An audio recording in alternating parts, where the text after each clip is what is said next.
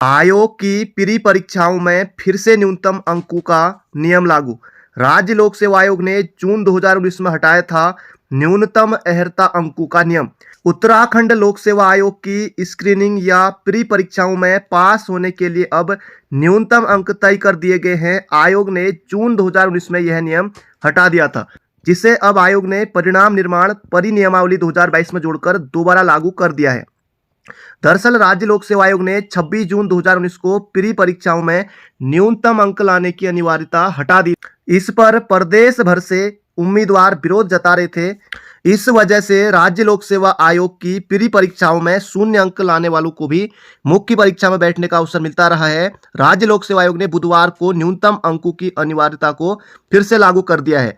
आयोग के सचिव जीएस रावत ने बताया कि उत्तराखंड लोक सेवा आयोग परीक्षा परिणाम निर्माण प्रक्रिया नियमावली 2012 के तहत जनरल कैटेगरी के लिए न्यूनतम 35% अंक, ओबीसी के लिए 30% और एससी के लिए 25% अंक प्री परीक्षा में लाने का प्रावधान परीक्षा परिणाम निर्माण प्रक्रिया नियमावली 2022 में जोड़ दिया है। इसके तहत अब किसी भी प्री परीक्षा में इतने न्यूनतम अंक लाने पर ही मुख्य परीक्षा के लिए चुने जाने का विकल्प मिलेगा। इससे कम अंक लाने पर परीक्षा में मौका ही नहीं मिलेगा।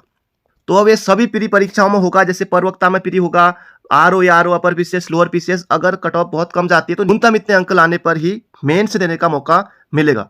तो जर्नल के लिए जो है 35% अंक लाने यहाँ पर जरूरी हो गए और ओबीसी के लिए 30% और एससी एसटी के लिए 25% अंक लाने ये यहाँ पर जरूरी अब हो गए। इससे कम अंक लाने पर मुख्य परीक्षा में बैठने का मौका नहीं मिलेगा। 603 अभ्यर्थी पीसीएस मेंस से बाहर, परीक्षा शुल्क जमा नहीं करने पर उत्तराखंड लोक सेवा आयोग ने की कार्रवाई। दूसरे राज्य की महिलाओं ने बिगाड़ा गणित। राज्य की महिलाओं को नौकरियों में 30% आरक्षण सरकार ने लागू कर दिया तो राज्य लोक सेवा आयोग की पीसीएस मुख्य परीक्षा का गणित बिगड़ गया। सीबीआई का दून और हरिद्वार में छापा। हिमाचल कांस्टेबल भर्ती धांधली। उत्तराखंड से जुड़ रहे तार। पिछले साल मार्च में हुई थी भर्ती। हरिद्वार और दून में कुछ आरोपियों के लिंक तलाशने उत्तराखंड आई सीबीआई की टीम। हिमाचल कांस्टेबल भर्ती पेपर लीक मामले के तार भी उत्तराखंड से जुड़ रहे हैं। बताया जा रहा है कि वहां पकड़े गए जालसाजों के उत्तराखंड के कुछ शहरों में संबंध है। इन्हीं की तलाश में सीबीआई चंडीगढ़ की टीम ने देहरादून और हरिद्वार में छापे मारे। स्थानीय सीबीआई ब्रांच की टीम को लेकर मंगलवार को कुछ लोगों से पूछताछ की गई। हालांकि किसी की गिरफ्तारी की बात सामने नहीं आई है। बता दें कि हिमाचल प्रदेश में 1334 कांस्टेबलों की भर्ती के लिए 27 मार्च को ऑनलाइन परीक्षा हुई थी। इस परीक्षा का परिणाम 5 अप्रैल को आ गया था। देखिए दोस्तों, 27 मार्च को पुलिस जो हिमाचल पुलिस की दोस्तों परीक्षा हुई 1334 पदों पर 27 मार्च को, और रिजल्ट देखिए कितनी जल्दी आ गया, 5 अप्रैल को। कितने दिन हुए दोस्तों? 5 दिन हुए लगभग की, एक हफ्ते में लगभग मान लीजिए कि इतने दिनों में ही हिमाचल कांस्टेबल भर्ती का रिजल्ट जारी कर दिया गया। और हमारे यहाँ कितनी देर में आता आप सभी को भली भांति पता है। इसके बाद धांधली की बात सामने आई। 6 मई को कांगड़ा में इस संबंध में मुकदमा दर्ज कर जांच शुरू हुई।